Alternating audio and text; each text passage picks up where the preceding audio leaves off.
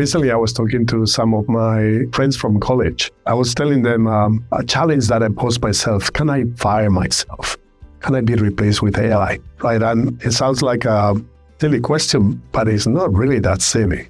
Right? All of us that are in white-collar jobs, have to really think how AI is going to impact our future. But then it also makes me wonder about my team, right? As a leader, I'm building and developing talent, acquiring talent, developing, rotating to other functions.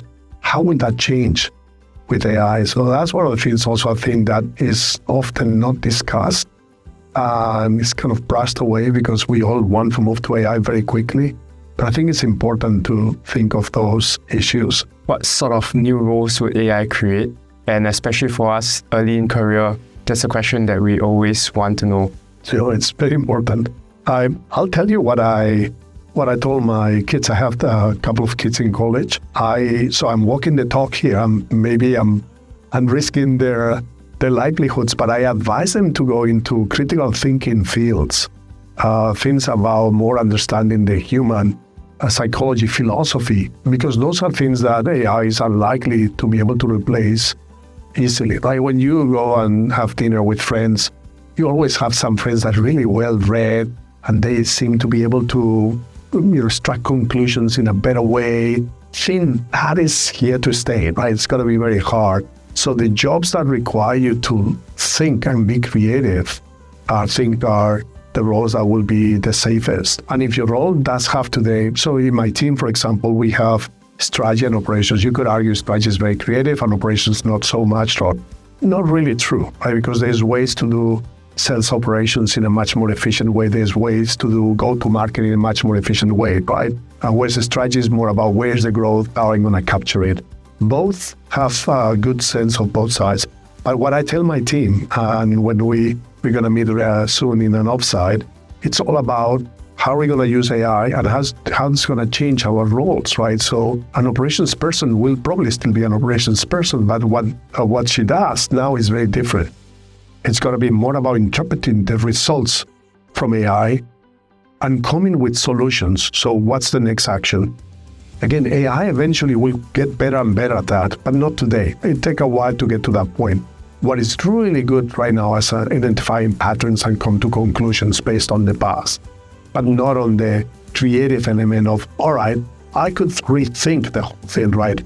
AI is also not very good at disruption, meaning if, for example, we have a coverage model and you take it all to the stream and you extract the maximum productivity, your next way to extract productivity is actually to rethink the coverage model complete. AI by default will not do that. You have to come up with a new idea, right? So those are the things that to me are, in any job you are today, focus towards more of the areas that are critical thinking and devising new concepts, ideas. That's what is inherently human and very difficult to replace. You mentioned about job security earlier on. So my question is, as a leader, how do you actually deal and address with the fear of displacement by AI and by employees? It's there, right? Again, I open up saying that I told my friends I'm going to fire myself.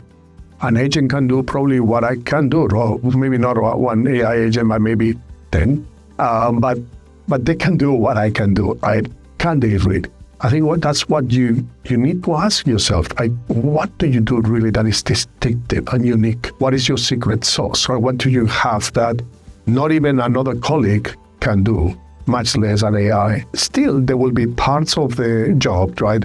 When I started on this part of my career, more on the strategy operations side versus the customer-facing side, I asked my team at the time, what is the thing that consumes most of your time today? And I was expecting that they were going to tell me, putting a report together, this operational issue, claim from the field. And it was actually extracting data and putting it on a spreadsheet. That was where they spent most of the time. So one of the first, because a leader will tell them, hey, what is my number right now in this place, in this technology? And they have to go and manually extract that data, put it on a spreadsheet, and then put it in a presentation, right? So they were not even spending the time on putting a nice presentation. It was just on fetching the data. So one of the first things we did many years back was to automate it. Did they lose their jobs? the job changed. All of a sudden, they did not spend most of the time fetching data. They spend time looking at the data. What does this mean? Now, AI will again probably take the what does it mean and tell you, this is not doing so well, but what can I do about it? So it's almost, it's a race, but this has been human history, right? There's always a race.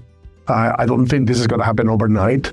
And you just have to continuously ask yourself, how am I adding value that cannot be replaced easily? And everybody has to do that. And we as leaders need to have a responsibility to help our employees to go through that transition. In some instances, some jobs will be replaced. And then what we, for example, at Cisco, we do often is we have the concept of save to invest, right? So you're not going to do this job now, but by the way, here in this area is high growth. I need somebody that has a lot of the capabilities you do. I'm going to give you some training. You're going to take on that job. Right? Because as long as businesses grow, you're going to need people. Right?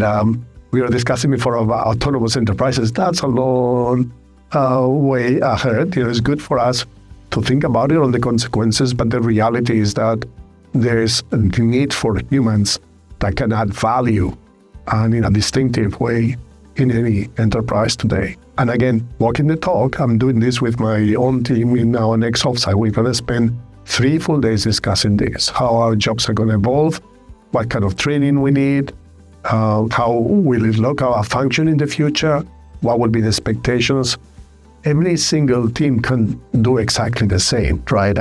Nothing prevents you to, jump into this and try to do the best out of it. As AI becomes more central to business strategy, who should have more responsibility in making AI decisions, like top leadership or domain experts that are closer to the technology?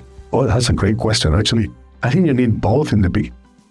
Because it's like, again, I look at my own models, and sometimes some of the results that they show, I'm a bit like, and then I want to talk to the domain expert. Why do you think this number came this way? Domain expert may not know the consequences business-wise, but definitely knows why the system, produced that number. And usually the combination of the two gives me the best answer. So I think with AI, a full-fledged AI, you're going to have the same until there's full, which we're probably not going to get full certainty that the model is fine. Particularly as AI is moving to enterprise domains or public sector domains, that they don't have the same experience as the large language models have in the consumer domain, that will be a need. Right? You want to know why this came this way or how. You want to know the algorithm, right?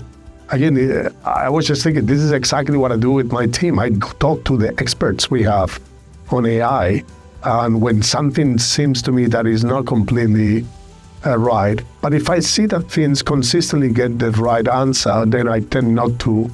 There is more of a business session, right? We were just making this week some bets amongst the teams on what is the likely exit this week. And of course, guess what I was using? My AI models. Everybody else is using the art, I'm using the science. Probably the truth will be a combination of the two of them, right? The best answer will probably be a combination of the two of them. I think nothing replaces that human judgment. You're speaking in front of a customer. You're about to close a deal or not. AI will tell you, will look at all the statistics that says this deal is likely to close 85%. But what about the 15%? It's not 100%, right? And I will look into your eyes and I'll have a sense that this person is going to close because this and that. All these things can are here to stay. I will suggest everybody to be even trained more on those areas that make you distinctive and unique, right? As a leader, that's what I tell my team. That's what I tell my children as well.